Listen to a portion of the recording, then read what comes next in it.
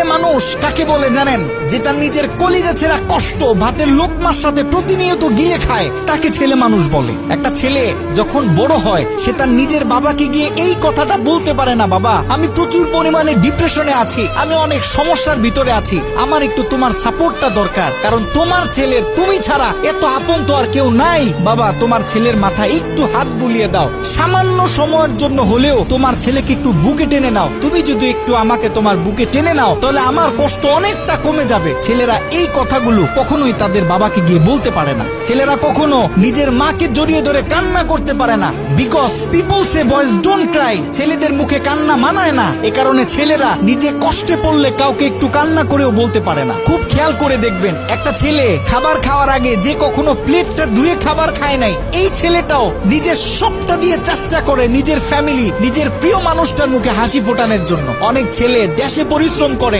অনেক ছেলে প্রবাসে বছরের পর বছর নিজের ফ্যামিলি, নিজের প্রিয় মানুষের মুখে হাসি ফোটানোর জন্য পড়ে থাকে। দিন শেষে ছেলেদের মুখে হাসি ফোটানোর মতো কাউকে পাওয়া যায় না। আমি মনে করি boys are the best actor in the world. এই পৃথিবীতে ছেলেরা হচ্ছে সব থেকে বড় অভিনেতা, কারণ ছেলেরা নিজেদের বুকে হাজারো লক্ষ কষ্ট পুঁতে রেখেও মুখে হাসি নিয়ে চলে, কারণ সে জানে আজকে আমি যদি ভেঙে পড়ি তাহলে আমার পুরো ফ্যামিলিটা অস্তিত্বহীন হয়ে যাবে।